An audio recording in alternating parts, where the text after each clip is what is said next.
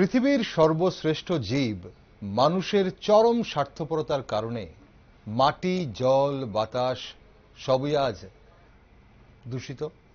শিল্প কারখানা, বর্জ্য পদার্থ, যানবাহনের কলকারখানার ধোঁয়া, পারমাণবিক অস্ত্রের পরীক্ষা ইত্যাদির পাশাপাশি আমাদের দৈনন্দিন জীবনের নানান কার্যকলাপের জন্য বিশ্ব পরিবেশ দিন দিন বিষাক্ত হয়ে চলেছে, দূষিত হয়ে উঠেছে। আমাদের মধ্যে অনেকেই মনে করেন প্রকৃতি আমাদের হাতের মুঠোয়, প্রকৃতি আমাদের কাছে বশীভূত। কিন্তু এ ধারণা বা অহংকার বোধহয় ঠিক না। মাঝে মধ্যে প্রকৃতির রুদ্র রোষের কাছে আমরা মানুষেরা অসহায় হয়ে পড়ি। কোথাও ভূমিকম্প তো কোথাও ভূমিধস, কখনো বন্যা তো কখনো প্রচণ্ড তাপদাহে জনজীবন অতিষ্ঠ হয়ে ওঠে। তখন মনে হয় বিজ্ঞান প্রযুক্তি বোধহয় কোনো কাজই আসে না। একদিকে বনভূমি ধ্বংস, অন্যদিকে বিষাক্ত গ্যাসের কারণে বায়ুমণ্ডলের অক্সিজেন পরিমাণ কমে যাচ্ছে প্রতিনিয়ত। পরিবেশ দূষণের কারণে মানুষ নিজেরা এবং উদ্ভিদ জগতের এবং প্রাণী জগতেরও ব্যাপক ক্ষতি ডেকে আনছে দিন দিন। পরিবেশ দূষণের ভয়াবহতা আজ সর্বব্যাপী। বিশ্বের পরিবেশ দিন দিন যেভাবে দূষিত হচ্ছে, তাতে আগামী দিন এই পৃথিবী মানুষের বাসযোগ্য থাকবে কিনা তা নিয়ে সংশয় দেখা দিয়েছে। তাই প্রশ্ন জাগে, কিভাবে পরিবেশ দূষিত হচ্ছে, পরিবেশ দূষণের জন্য কারা কিভাবে দায়ী, মানুষ কবে সচেতন হবে, কবে সজাগ হবে, নিজেদের বিপদ ডেকে আনা কবে বন্ধ করবে মানুষ। পরিবেশ দূষণের হাত থেকে রক্ষা করতে এবং তার ভারসাম্য বজায় রাখতে কি কি করতে হবে আমাদের। নমস্কার, আমি দীপেন আর আপনারা দেখছেন নিউজ ভ্যানগার্ড।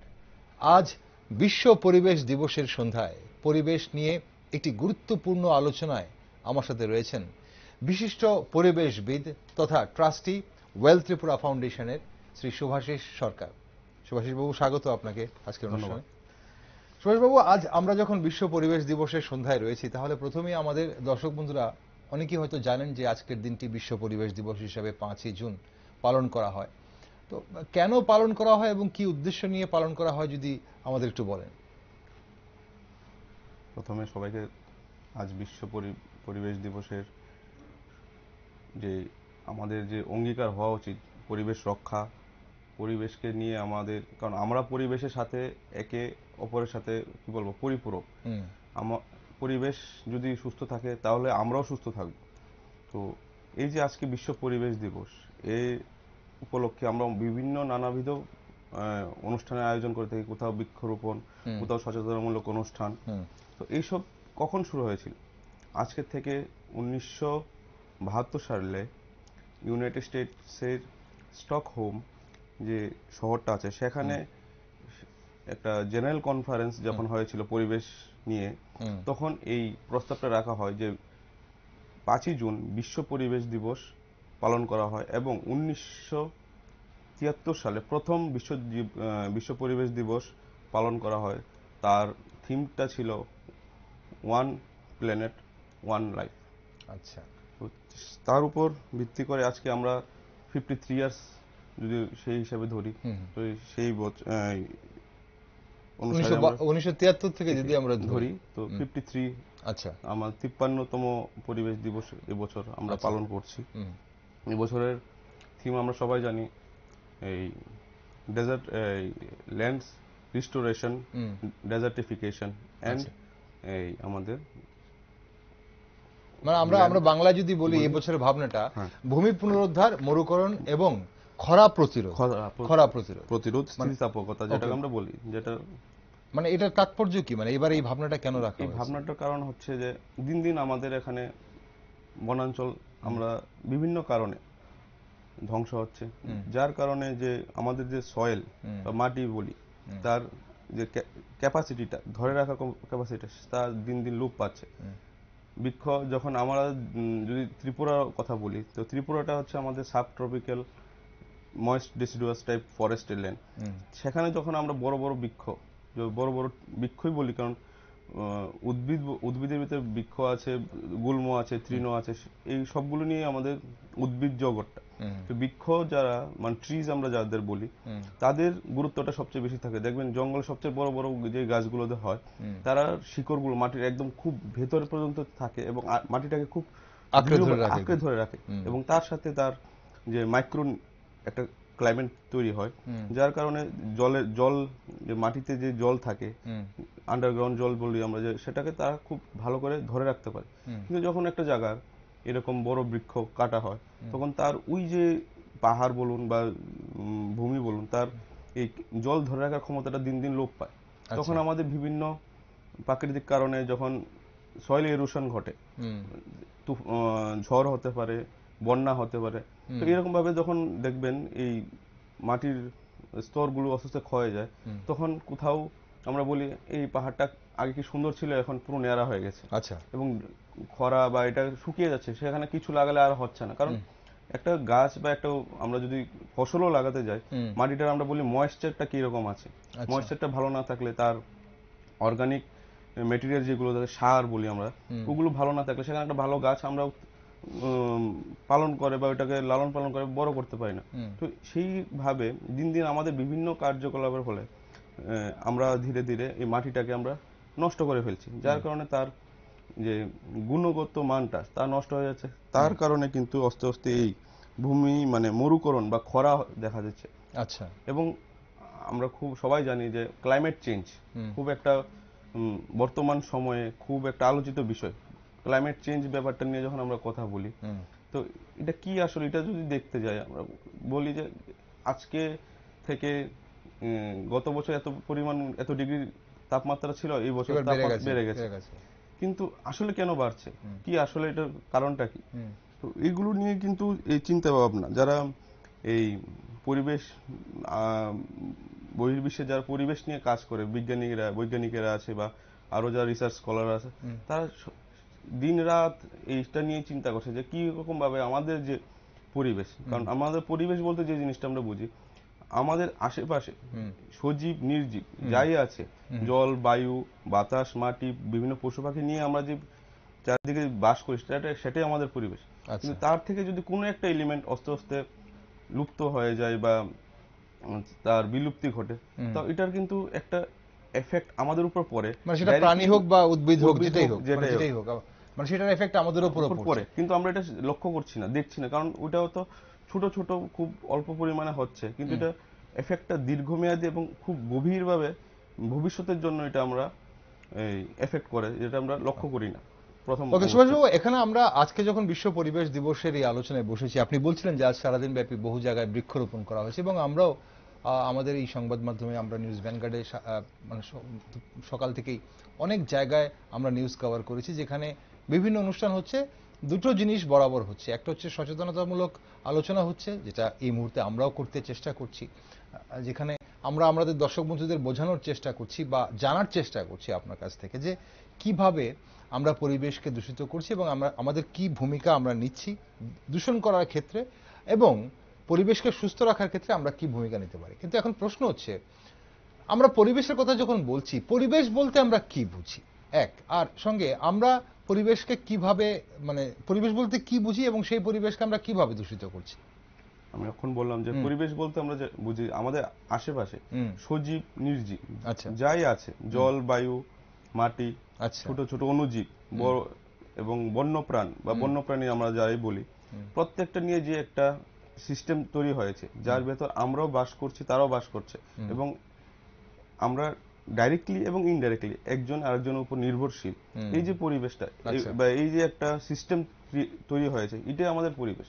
তো এবং একটা পরিবেশে যদি আমরা দেখি, সজীব তো আমরা জানি উদ্ভিদ এবং প্রাণী এবং অন্যান্য অণুজীবেরা আছে, কিন্তু তার বাইরে যেই জিনিসগুলোর উপর আমরা নির্জীব যেগুলোকে আমরা বলতে পারি, যেমন নন লিভিং, সূর্যালোক হতে পারে, মাটি হতে পারে, জল হতে পারে, বায়ু হতে পারে।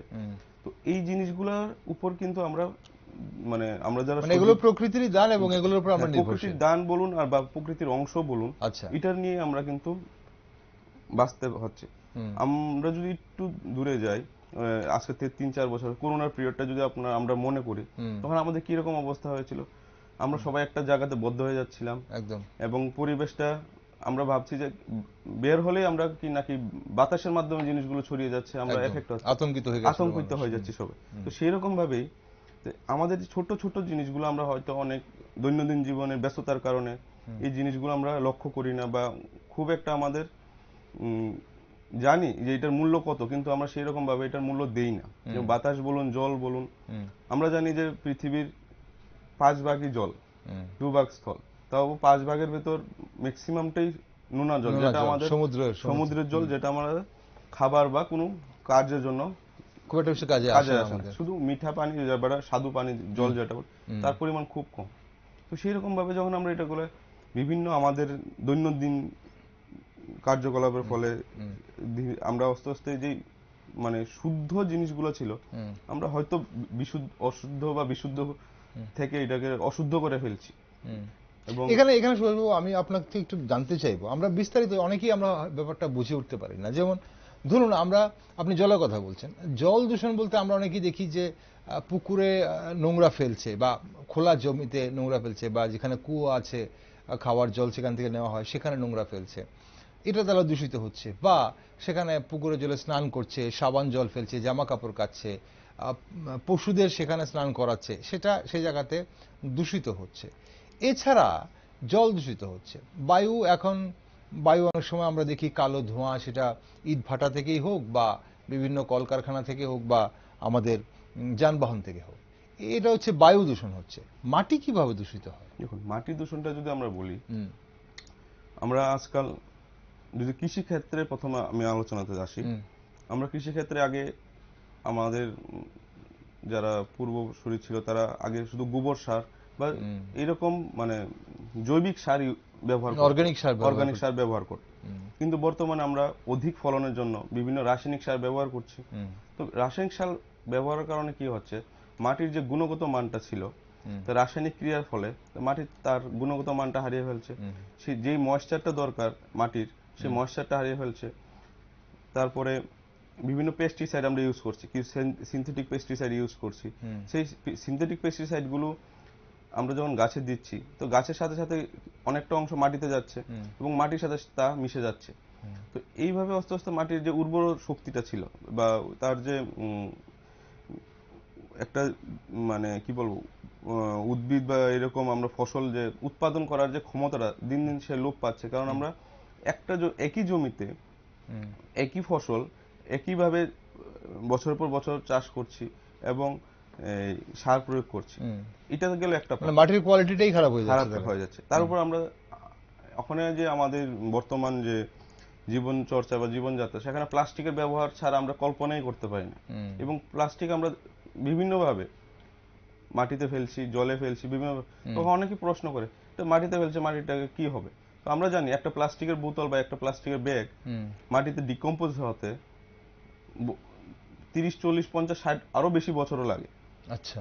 তো কি হচ্ছে, মাটিতে যখন প্লাস্টিকটা থেকে যাচ্ছে, যেখানে আমরা অর্গানিক জিনিস বা পাতা বা বিভিন্ন জীব জন্তুর দেহাবশেষ যখন দিচ্ছি, সেগুলো বিভিন্ন বায়োলজিক্যাল ওয়েতে ডিকম্পোজ হয়ে মাটির মিশে যাচ্ছে এবং মাটির গুণগত মানটা উন্নত করছে, সেখানে সারের কাজ করছে, তার নিউট্রিয়েন্ট ভ্যালু বাড়িয়ে দিচ্ছে। কিন্তু যখন প্লাস্টিক আসছে, কি হচ্ছে, বিভিন্ন লেয়ারে তা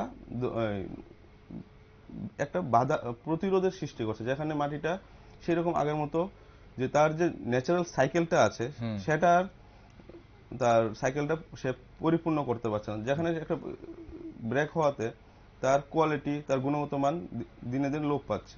এবং প্লাস্টিক কি হচ্ছে, অনেকে বলবে যে প্লাস্টিক তো ছোট ছোট, অনেক প্লাস্টিক আছে যেগুলো 50 mm 100 mm ইউজ করার ফলে মাটির সাথে হয়তো মিশে যাবে, কিন্তু সেই মাইক্রো প্লাস্টিক গুলো কিন্তু থেকে যায়। আচ্ছা। বর্তমানে বিভিন্ন স্টাডিতে দেখা যাচ্ছে আমাদের মাটি বলুন, ফসল বলুন, জল বলুন, প্রত্যেকটা জিনিসের সাথে মাইক্রো প্লাস্টিক গুলো কিন্তু মিশে যাচ্ছে এবং অনেকের শরীরে এই মাইক্রো প্লাস্টিক বর্তমান সময়ে পাওয়া যাচ্ছে, বিভিন্ন পরীক্ষা নিরীক্ষার ফলে দেখা যাচ্ছে। তো আমরা ভাবছি যে প্লাস্টিকটা আমি মাটিতে ফেলে দিচ্ছি, এটার সাথে আমার কিছু আর অসুবিধা নেই, কিন্তু এটা কিন্তু ন্যাচারাল সাইকেলের মাধ্যমে আমাদের শরীরে প্রবেশ করছে কোনো না কোনো ভাবে, জলের মাধ্যমে হোক, ফসলের মাধ্যমে হোক। ইভেন অনেকে বলছে আজকাল, এগুলো তথ্য যদি মানে দিতে যায় অনেকটা সময় নিয়ে যাবে, বিভিন্ন ইউনিভার্সিটি তাদের যে পরীক্ষা নিরীক্ষা দেখা যাচ্ছে যে বাতাসের সাথেও নাকি আজকাল মাইক্রো প্লাস্টিকটা মিশে যাচ্ছে এবং আমরা যে শ্বাস নিচ্ছি তার সাথে প্রবেশ করার সম্ভাবনা দেখা যাচ্ছে অনেক অনেক জায়গায়। প্রধানত যেসব জায়গাতে দূষণটা বেশি, বায়ু দূষণ বলুন, জল দূষণ বলুন, তো এরকম ভাবে আমরা দিন দিন কিন্তু নিজেদের পরিবেশটাকে আমরা নিজেদের স্বার্থেই বলুন আমরাই নষ্ট করছি, মানুষই নষ্ট করছে। এখানে সুভাষবাবু একটা প্রশ্ন মানে আমার মনে আছে যে গত বছর খুব সম্ভবত থিম ছিল সলিউশন টু প্লাস্টিক পলিউশন, এরকম থিম ছিল, বিট প্লাস্টিক। এখন 1 বছর পেরিয়ে গেছে, এই থিম ছিল গত বছর, এই থিমে গোটা বিশ্বব্যাপী কাজ হয়েছে এবং সচেতনতা হয়েছে, এবং এখন আপনার কি মনে হয় মানে কতটা পরিবর্তন হয়েছে 1 বছর পেরিয়ে আসার পর? দেখুন, এটা নিয়ে যদি আলোচনা করতে যাই এটা অনেক তথ্যের ব্যাপার থাকবে, কিন্তু আজকের থেকে 2-3 বছর আগে যেরকম প্লাস্টিকের ব্যবহার ছিল বাজারে, বিভিন্ন কোয়ালিটির প্লাস্টিক ছিল, তখন সরকার সেই একটা বিধিনিষেধ জারি করেছে যে কতটুক এর প্লাস্টিকটা আমরা বাজারে ব্যবহার করতে পারবো। তার কারণে কি হচ্ছে যে আগের যে বিষাক্ত বা বেশি ক্ষতিকারক যে প্লাস্টিকটা ছিল তা ধীরে ধীরে কমছে। কিন্তু আমাদের একটা জানতে হবে যে প্লাস্টিকটা একটা রিসাইকেলেবল পদার্থ, যদি আমরা রিসাইকেল করি তাহলে কিন্তু তাকে আমরা পরিবেশের বিভিন্ন উপাদানের সাথে মিশা থেকে আমরা রক্ষা করতে পারবো, না হলে কিন্তু সে দিন দিন স্তূপ হবে। আজকে আমি একটা ফেলে দিলাম, তার সে তো ডিকম্পোজ হতে 100-150 বছর লাগছে। কিন্তু যদি আমরা যদি রোজ একটা একটা প্লাস্টিক ফেলি, চিন্তা করুন একটা জায়গাতে কতটা স্তূপ হবে। তো সরকার তো চেষ্টা করছে, তো আমাদেরও সেই জায়গাতে মানে চেষ্টা নয়, আমাদের এটা এগিয়ে আসতে হবে যে যখনই আমরা প্লাস্টিক ব্যবহার করবো, কারণ প্লাস্টিক ছাড়া আমরা এখন সম্ভব না আমাদের দৈনন্দিন জীবনযাত্রা বা সেটাই প্রশ্ন হয়েছিল। কারণ আমার মনে পড়ছে যে আমরা গত বছর যখন এই বিষয় নিয়ে আলোচনা করছিলাম যে প্লাস্টিক তাহলে এই যে পলিথিন ব্যাগ বা এই যে ক্যারি ব্যাগ যাকে আমরা বলছি, এই ক্যারি ব্যাগগুলোকে তাহলে মানুষ যখন ব্যবহার করছে, মানুষ যখন বুঝতে পারছে না, তাহলে সেগুলোর আমদানি বা সেগুলোর প্রোডাকশনই কেন বন্ধ করা হচ্ছে না? সে জায়গায় তো ইচ্ছে করলে সরকার করতে পারে। এখন কথা হচ্ছে যে তখন বলা হচ্ছিল যে একটা সাবস্টিটিউট কিছু না এনে এটা বন্ধ করে দেওয়াটা তাহলে কিন্তু একটা ব্যাপক একটা সমস্যার সৃষ্টি করবে আমাদের দৈনন্দিন জীবনে। এখন এই সাবস্টিটিউট কি আমরা এখনো পাচ্ছি না? আছে, মানে এত সহজলভ্য হচ্ছে না, বা আমরা হয়তো কিছুটা মূল্য দিতে, বা আমি এতটুকু বলবো, আমরা যেখানে প্লাস্টিকটা ব্যবহার করতে পারি তার পরিবর্তে আমরা অনেক কিছু ব্যবহার করতে পারি। ধরুন আপনি এখানে আজকে আমাকে জলের গ্লাসটা কাচে দিয়েছেন, প্লাস্টিকেও দেওয়া যেতে পারতো।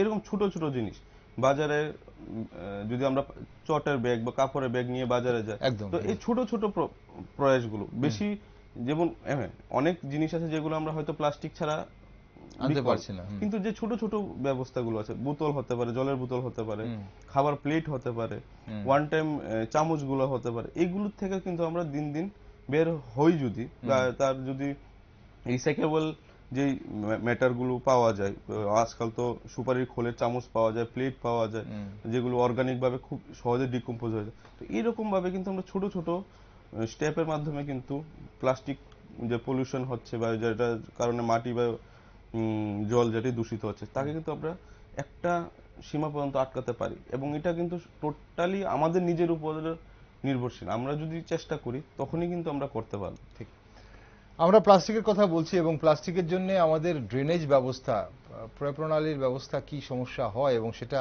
এই যে আর কিছুদিনের মধ্যে বর্ষা আসছে, বর্ষা ঢুকলে আমাদের আগরতলা শহরবাসী যারা, নগরবাসী যারা, ওনারা টের পাবেন বা বুঝতে পারবেন যে এই যে আমরা যে যত্রতত্র যে প্লাস্টিক ফেলে দিই, যদিও এখনো আমাদের বড় বড় ড্রেনগুলো কভার ড্রেন হয়ে গেছে, কিন্তু সেখানে প্রবেশের পথ তো খোলা রয়েছে, সেখানে কোনো না কোনোভাবে প্রবেশ করছে এবং এই প্লাস্টিকগুলো আটকে গিয়ে কিন্তু জল জমে, এবং তখন কিন্তু প্রচুর আমরা দেখব সামাজিক মাধ্যমে সবাই তখন এই ছবি তুলে একে অপরকে দোষারোপ করবেন, কিন্তু এই প্লাস্টিকগুলো কিন্তু আমার আর আপনার মতো মানুষই আমরা ফেলছি, বা এই যে পলিথিনগুলো বা এই ক্যারি ব্যাগগুলো বা প্লাস্টিক আইটেমগুলো যেগুলো ডিকম্পোজ তো হয় না, বরঞ্চ আমাদের ড্রেনেজ ব্যবস্থাটাকে বা ড্রেনগুলোকে আরও আটকে দেয়।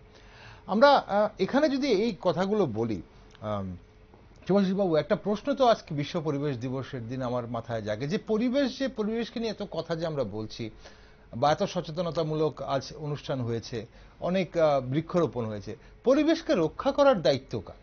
পরিবেশের হয়ে মানে কে কথা বলবে, মানে কার কথাকে সর্বোচ্চ গুরুত্ব দেওয়া হবে? এখানে প্রসঙ্গ আমি একটু আপনাকে উল্লেখ করে দিই যে ধরুন এই যে আধুনিকীকরণের তাগিদে মানুষ আজ অনেক কিছু করছে, আমরা দেখছি বেধড়ক গাছ কাটা হচ্ছে রাস্তার দুপাশে, সেই বড় বড় গাছগুলোকে, যা বহু বছর পুরনো, গাছগুলোকে কেটে ফেলা হচ্ছে। সাধারণ মানুষ বুঝতে পারছে যে এটা, যারা অ্যাওয়্যার রয়েছেন বা সচেতন যারা, বুঝতে পারছেন যে এটা আমার পরিবেশের ক্ষতি হচ্ছে, কিন্তু তারপরে এটা আধুনিকীকরণের জন্য কাটা হচ্ছে। তাহলে আলটিমেটলি পরিবেশকে রক্ষা করার দায়িত্ব কার? কার কথা শোনা হবে? দেখুন, পরিবেশে যদি দায়িত্বটা কার বলতে হয়, তাহলে পরিবেশে আমরা সকলেই বাস করছি। তো দায়িত্বটা ব্যক্তিগতভাবে কোনো একজন সংস্থা বা একজন সরকার বা কাউকে দোষারোপ না করে, জিনিসটা কিন্তু আমাদের নিজস্ব। যদি যখন আমরা ভাববো যে এটা প্রকৃতিটা আমার, পরিবেশটা আমার, তখন হয়তো যে দায় সারার ব্যাপারটা আর থাকবে না। যখন আমি ভাববো যে একটা গাছ বা এই পরিবেশটাকে পরিষ্কার রাখা, দূষণ মুক্ত রাখা, এটা আমারও দায়িত্ব। এটা শুধু কিছু সংস্থা, কিছু ব্যক্তি তাদের নয়, আমারও। যদি আমি বেশি না, বিভিন্ন জায়গাতে আমরা যখন দেখি, আমাদের নর্থ ইস্টের ভেতর মেঘালয় সবচেয়ে পরিষ্কার গ্রাম থাকে, আমাদের ত্রিপুরাতে জম্পু হিল সবচেয়ে পরিষ্কার, সেখানে তো মানুষরাই করছে, আমরাই করছি, আমাদের মতো মানুষরাই করছে। তো কি করা হচ্ছে? জাস্ট ওই যে বললাম, ছোট ছোট প্রয়াস, বড় প্রয়াস নয়, যে ছোট ছোট প্রয়াসের মাধ্যমে আমরা যদি পরিবেশটাকে দূষণ মুক্ত রাখার চেষ্টা করতে পারি বিভিন্ন প্রক্রিয়ার মাধ্যমে, যেখানে রিসাইকেবল জিনিসগুলো ব্যবহার করা, যেগুলো বেশি ক্ষতিকারক তার ব্যবহার কমিয়ে দেওয়া।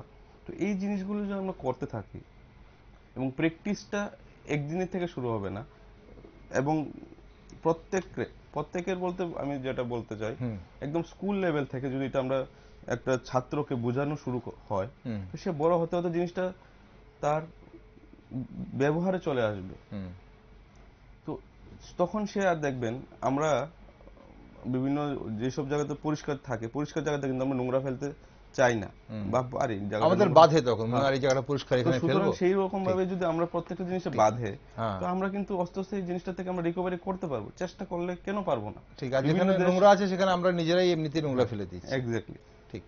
তাহলে এখন এখানে আরেকটা প্রশ্ন জাগে যে পরিবেশকে সুস্থ রাখার কথা আমরা বলছি, পরিবেশকে সুস্থ রাখার কথা আমরা বলছি, কেন প্রয়োজন? আমাদের এত বড় পৃথিবী, আমি একটু নোংরা ফেললে কি আসে যায়, এরকম এরকম ভাবনা অনেকের মধ্যেই থাকে। মানে একটা জিনিস আমরা জানি, বিন্দু বিন্দু সিন্ধু হয়। তো আমি হয়তো ভাবছি আমি অল্প প্লাস্টিক বা অল্প আবর্জনা ফেলছি, তো সেরকম আরেকটা লোক ভাবছে অল্প, আর আমি অল্পই তো ফেলছি।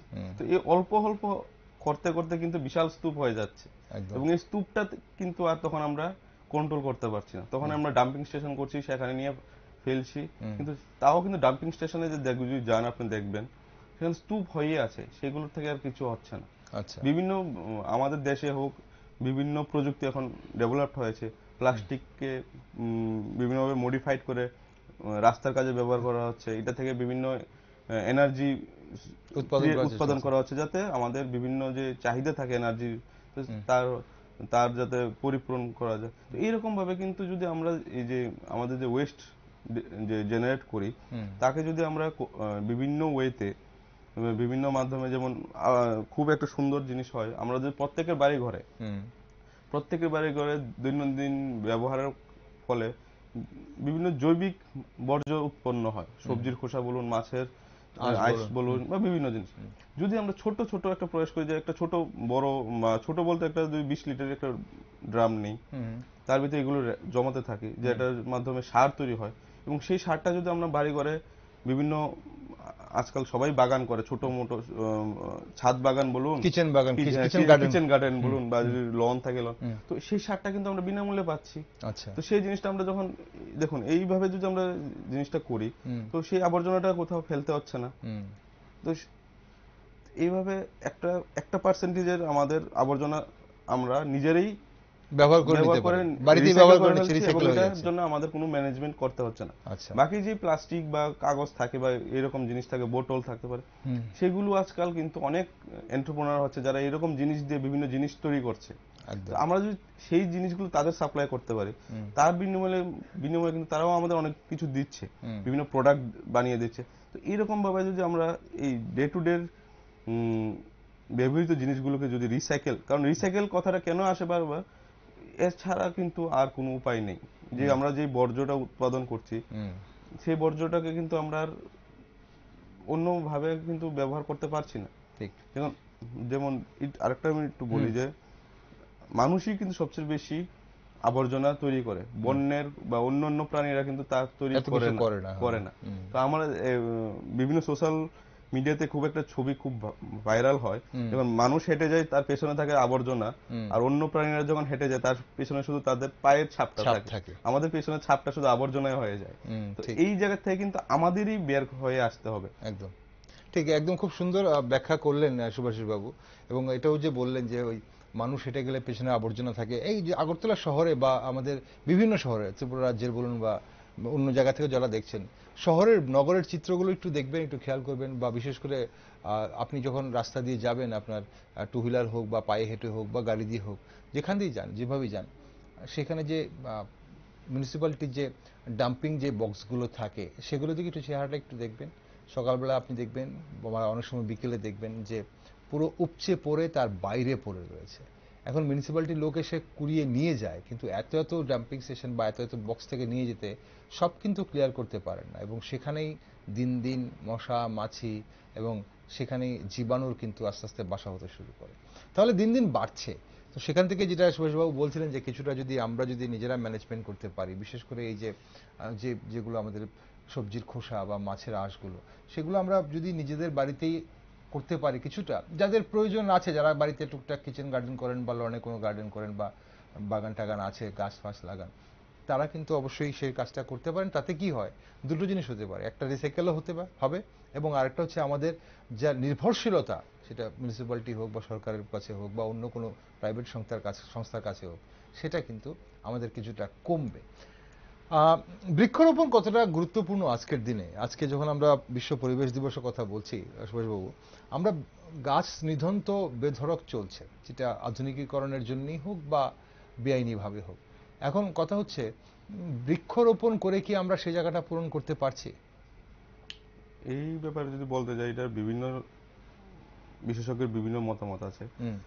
তো আমরা বৃক্ষ রোপণ ব্যাপারটা কেন বলছি, কারণ আমার যে পরিমাণ বৃক্ষ আমরা নিধন করছি সেই পরিমাণ বৃক্ষ আমরা হয়তো লাগাচ্ছি, কিন্তু যদি আপনি একটু দেখুন স্ট্যাটিস্টিক্সটা দেখুন, একটা ম্যাচিওর গাছ যে পরিমাণ কার্বন শোক করে, যে পরিমাণ অক্সিজেন সে সাপ্লাই করছে, যে পরিমাণ সে মাইক্রো একটা হ্যাবিটেট তার আশেপাশে তৈরি করছে, আমি কিন্তু 10টা গাছ লাগালে কিন্তু সেই জিনিসটা পাচ্ছি না। কারণ ওই গাছটার বয়সটা কিন্তু আমরা যদি দেখি, আমাদের এখানে অনেক বড় বড় গাছ আছে 50 বছর 60 বছর, তার কিন্তু গ্রো করতে অনেকটা সময় লেগেছে। তো সেই ওই যে মাইক্রো ক্লাইমেটটা সে তৈরি করতে কিন্তু অনেকটা সময় লেগেছে। আমি যদি আজকে একটা গাছ ফট করে কাটতে, আজকাল খুব সহজ, মেশিন চলে এসেছে, কয়েক মিনিটে কাটা হয়ে যায়। আগে হাত করাতের মাধ্যমে শত বছর পুরনো গাছগুলো কয়েক মিনিটে কাটা হয়ে যাচ্ছে। একদম। তো ধীরে ধীরে কিন্তু এগুলো আমরা যতই গাছ লাগাই, হয়তো ওই যে ছোট চারাটা আমি লাগালাম, সে কিন্তু ওই জায়গাতে যেতে কিন্তু একটা সময় লাগে, এবং হয়তো তার সার্ভাইভেবিলিটি অনেকটা কমে যায়। তাহলে আমাদের সেই জায়গাতে তাহলে একটা ডিসব্যালেন্স হচ্ছে, সেটা কিন্তু আমরা পূরণ করতে পারবো না, কোনো মতেই পূরণ করতে পারবো না। এবং দেখবেন অনেকে যারা বয়স্ক আছে তারা বলে আগে ত্রিপুরাতে অনেক কিছু দেখা যেত বন্যপ্রাণী, বর্তমানে কিন্তু আমরা তা দেখি না, অনেক কমে গেছে।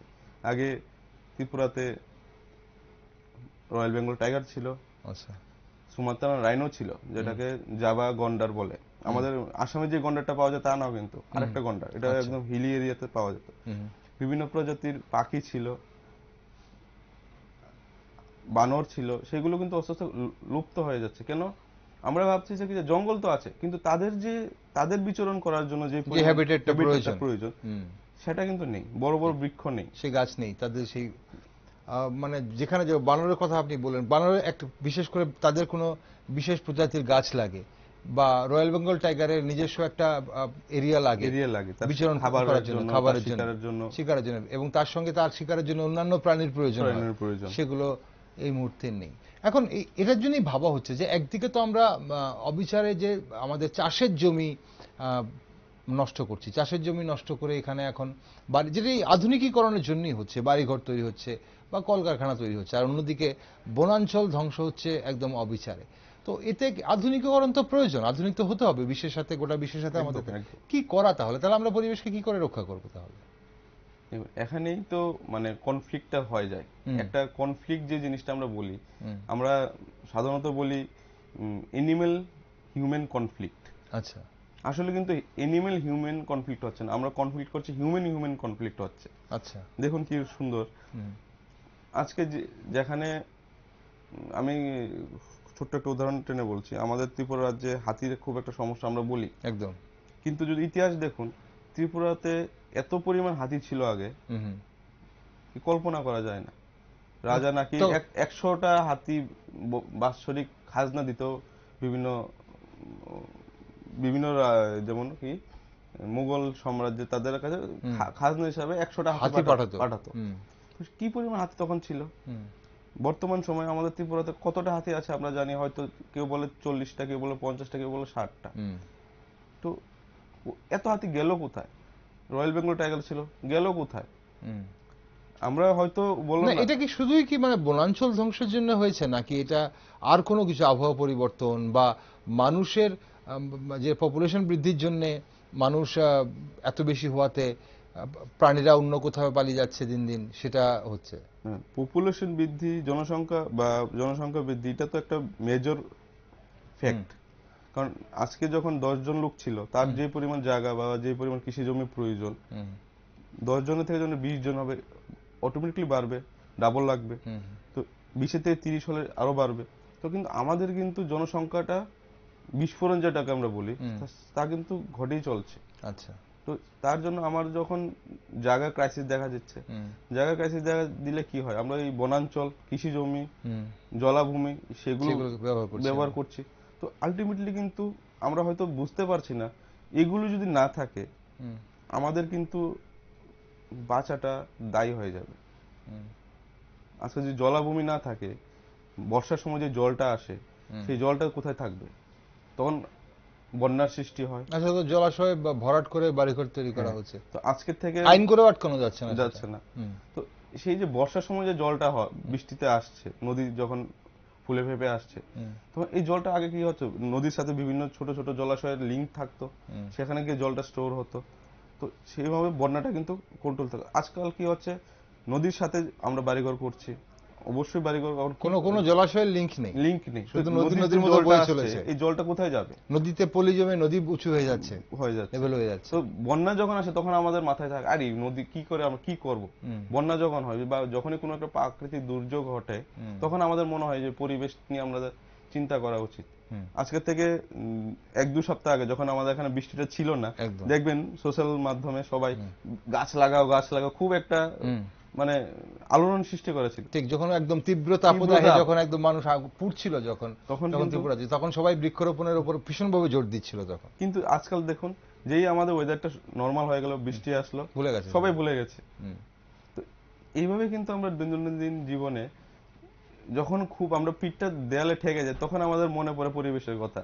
বাকি সময় কিন্তু আমরা আমাদের সবাই নিজের জীবনে ব্যস্ত থাকি।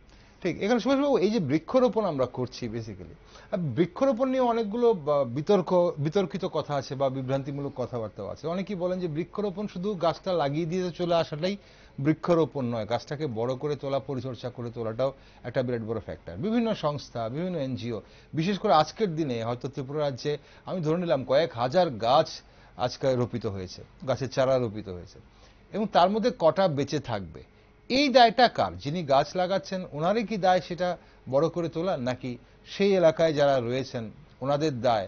অনেকে আছেন গাছ লাগিয়ে আসেন, পরে অন্য কেউ এসে ফেলে দিচ্ছেন, নিজের ওখানে বড় গাছ হয়ে গেলে ওনাদের অসুবিধা হবে বলে। সেখানে মনে হয় আমাদের দায়িত্বটা আমাদের সবাই নিতে হবে। কেন, একটা গাছকে বড় করে তোলাটা কিন্তু চারটিখানি কথা না। যেখানে কিন্তু আবার আজকাল যেটা হচ্ছে, খুব ভালো একটা উদ্যোগ নিয়েছে আমাদের বন বিভাগ, যে ছোট চারা প্রদান করা হয় না, একটা ম্যাচিওর এইজের চারা প্রদান করা হয়, যাতে তার সার্ভাইভাল রেটটা বেড়ে যায়। আচ্ছা, আমরা জানি সার্ভাইভাল রেটটা যদি ভালো না থাকে, নেচারে কিন্তু 10টা গাছ লাগালে 4টা গাছ মারা যাবে, এটা নেচারের প্রকৃতির নিয়ম। কিন্তু সেখানে তো প্রকৃতির যে নিয়মটা ছিল, সেখানে বনের জন্য বনে তো হাজার হাজার বীজ ছড়িয়ে পড়ছে, বিভিন্ন বাতাসের মাধ্যমে হোক, পশু পাখির মাধ্যমে হোক, সেখানে চারা গজাচ্ছে। কিন্তু এখন তো সেই পরিস্থিতিটা আর নেই। আগে যে পরিমাণ পাখি, এখন সেটাই, এখানে একটা সুন্দর প্রশ্ন আসছে যে মাথায়, যে আগে তো আপনি যেটা বললেন এখন সেই পরিবেশ নেই, পশু পাখিরা বা পাখিরা বিশেষ করে এখান থেকে ফল খেয়ে সেই ফল নিয়ে অন্য জায়গায় নিয়ে খাচ্ছে, অন্য জায়গায় সেখানে বীজগুলো পড়ছে এবং সেখান থেকে গাছের চারা উঠছে। সেটা শহরে না হয় আমি ধরে নিলাম যে শহরে তো কোথায় আর মাটি পাচ্ছে না, সেই বীজগুলো হয়তো পিচের ওপর পড়ছে, না হলে কংক্রিটের ওপর পড়ছে, তার জন্য গাছ উঠছে না। কিন্তু গ্রামাঞ্চলে কেন এভাবে তাহলে নতুন করে গাছ উঠছে না ঠিক করে?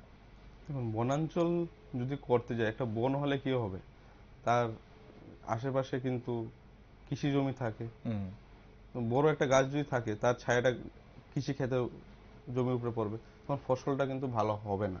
আচ্ছা। তো সেই ক্ষেত্রে একটা কৃষকদের একটা চিন্তা থাকে, যদি আমার জমির আশেপাশে যদি বড় বৃক্ষ থাকে, হুম।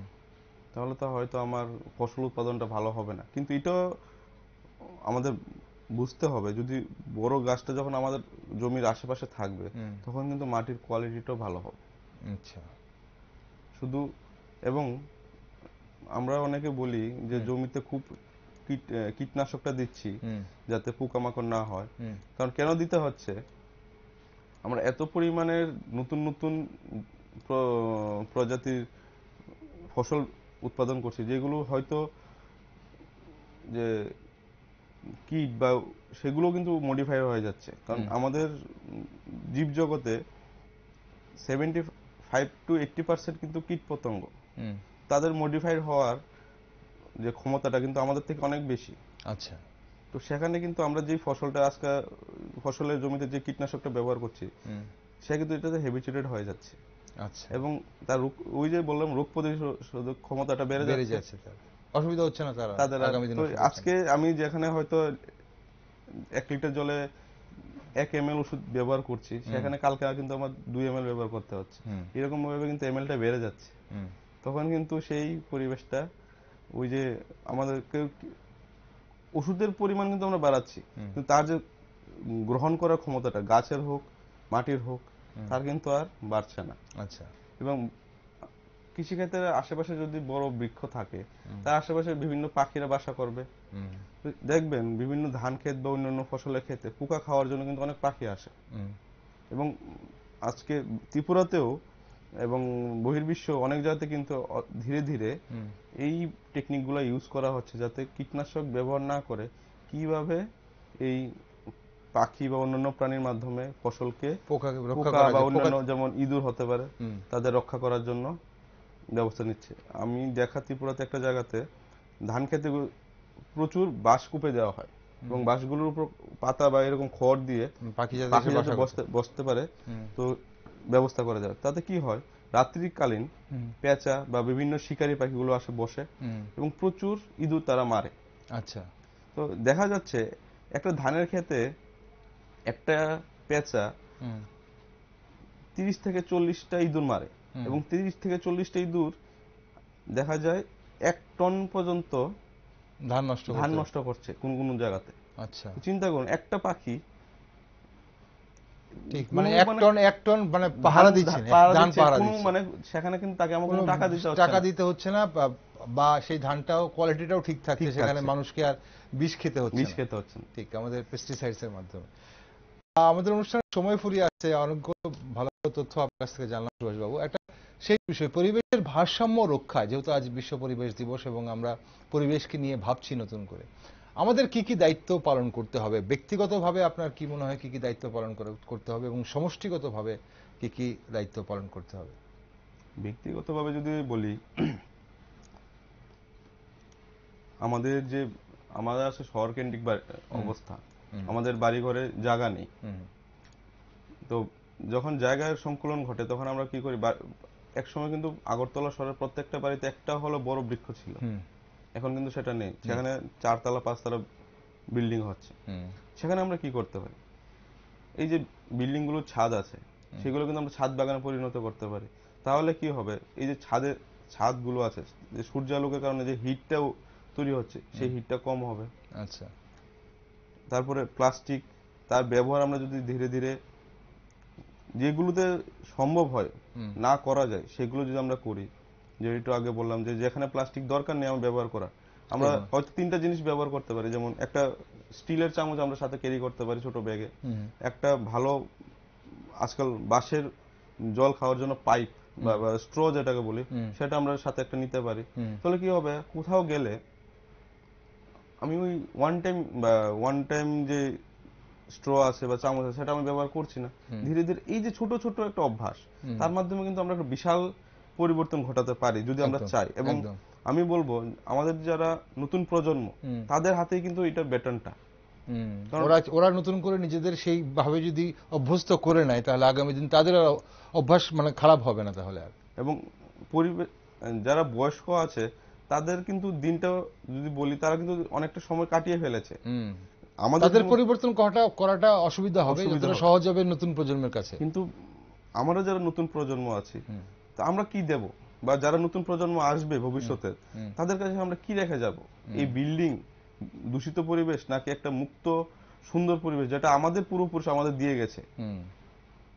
আজকে যখন ব্যাক টু 20 ইয়ার 30 ইয়ার্স আগে, তখন ত্রিপুরাতে কি সুন্দর পরিবেশ ছিল, বা তখন মানুষের আমরা কি রেখে যাচ্ছি, আমাদের ভবিষ্যতের প্রজন্মের জন্য আমরা কি রেখে যাচ্ছি, এটা কিন্তু আমাদের চিন্তা করতে হবে। এখন যারা আছি আমরা, এটা কিন্তু আমাদের দায়িত্ব, নাকি যারা ভবিষ্যৎ প্রজন্ম তাদের দায়িত্ব না। আমাদের যারা বর্তমানে আছে তাদের দায়িত্ব। ঠিক। আর সমষ্টিগতভাবে আমাদের ধরুন বিভিন্ন যে সামাজিক সংস্থাগুলো রয়েছে, ওনাদের কোন রকম দায়িত্ব আছে বলে আপনি? অবশ্যই দায়িত্ব আছে। যেমন বললাম যে কোথাও কোথাও যে এই যে হয়তো আমি যেটা বললাম যে আবর্জনা বা রিসাইকেলের ব্যাপারটা হয়তো অনেকের বাড়িতে সম্ভব না, তখন আমরা যদি একটা পাড়া বা এরকম ভাবে সবাই মিলিত ভাবে যদি জিনিসগুলো করতে পারি, সমষ্টিগতভাবে যদি সাপ্তাহিক একটা দিন পরিষ্কার, আমাদের আশেপাশে পরিষ্কার পরিচ্ছন্নতা রাখা বা এটাকে পরিষ্কার করার দায়িত্ব শুধু সরকার বা বিভিন্ন সংস্থার উপর না নিয়ে, আমরা যারা আছি পাড়া প্রতিবেশী সবাই মিলে যদি সপ্তাহে একটা দিন 1 ঘন্টা সময়ও দিই, বা বিভিন্ন যে আজকে যে পরিবেশ দিবস উপলক্ষে সব জায়গাতেই বৃক্ষ লাগানো হলো বা বৃক্ষরোপণ হলো, সেই বৃক্ষগুলোকে যদি আমরা একটু পরিচর্যা করি, এবং বিভিন্ন যে আমাদের অভ্যাসগুলো যেগুলো ইনডাইরেক্টলি ও ডাইরেক্টলি আমাদের পরিবেশকে ক্ষতি করছে, সেগুলো যদি আমরা কিছুটা পরিবর্তন করতে পারি, এবং কেউ যদি একটা ভুল করে তাকে যদি আমরা শুধরে দেই যে ভাই তুমি প্লাস্টিকটা রাস্তায় না ফেলে ডাস্টবিনে ফেলো, এই ছোট ছোট প্রয়াস যদি আমরা করতে পারি, তাহলে হয়তো ওই আর কি বলবো যে সবাই উপর নির্ভরশীল হতে হবে না। বুন বুন সে সাগর বানতা হ্যায়, সাগর বানতা হ্যায়। তো সেরকম ভাবে আমরা কিন্তু করতে পারি, সবাই নিজে নিজে একটু চেষ্টা করলে কিন্তু এটা হবে। আর যদি আমরা চিন্তা করি যে আমি করব না আরেকজন করবে, সেও কিন্তু ভাবে আমি করব না আরেকজন করবে, সমষ্টিগতভাবে বলুন আর ব্যক্তিগতভাবে বলুন, তখন কিন্তু আর হচ্ছে না। ঠিক। অসংখ্য ধন্যবাদ শুভাশিস বাবু আজ আমাদের সঙ্গে থাকার জন্য। আজকের বিশ্ব পরিবেশ দিবসের এই গুরুত্বপূর্ণ আলোচনায় আপনি আমাদের সঙ্গে ছিলেন, অংশগ্রহণ করলেন, সময় দিলেন। ধন্যবাদ আপনাকে। ধন্যবাদ আপনাকে, নিউজ ভ্যানগার্ডকে আমাকে আজকে আমন্ত্রিত করার জন্য, এবং মানুষকে যাতে আমরা সচেতন করতে পারি, সবাই আসে আমাদের স্কুল, কলেজ, বাজার, হাট সব জায়গায় যদি আমরা এই পরিবেশকে নিয়ে, কারণ আমরা পরিবেশকে নিয়ে কিন্তু বাঁচতে হবে, তা যদি আমরা সংরক্ষণ করতে পারি এবং ভবিষ্যতের প্রজন্মের জন্য সংরক্ষণ করতে পারি, তখনই কিন্তু আমাদের নিজেরও বাঁচবে। ধন্যবাদ সবাইকে, আপনাকে আবার একদম ধন্যবাদ। দর্শক বন্ধুরা, যে ধরনীর কোলে জন্ম নিয়েছি আমরা, সেই ধরনী আমাদের আসলে অফুরন্ত সম্পদ দিয়েছে, আর সেই সম্পদকে রক্ষা করা আমাদের সবার দায়িত্ব। আসলে এই পৃথিবীতে বাসযোগ্য আমরা আগামী দিন থাকতে পারবো কিনা, বাসযোগ্য হবে কিনা এই পৃথিবী, তা কিন্তু আমরা নিজেরাই ঠিক করব। আর আমাদেরই শপথ নিতে হবে এই পৃথিবীকে বাসযোগ্য করে তোলার। প্রকৃতি মাতাকে গর্ভধারিণী মাতৃরূপে ভালোবাসতে পারলেই বোধহয় প্রকৃতি ভালো থাকবে। আমাদের আগামী প্রজন্মকে একটি সুন্দর সবুজ পৃথিবী দিয়ে যেতে আমাদের আজ থেকে সচেতন হতে হবে। তাই চলুন সবাই মিলে আজ আবার নতুন করে পরিবেশকে নিয়ে একটু ভাবি। আর দেশ, দুনিয়া ও রাজ্যের বিভিন্ন নিউজ, আপডেট ও টক শো দেখার জন্য আপনার চোখ রাখুন শুধুমাত্র নিউজ ভ্যানগার্ডে।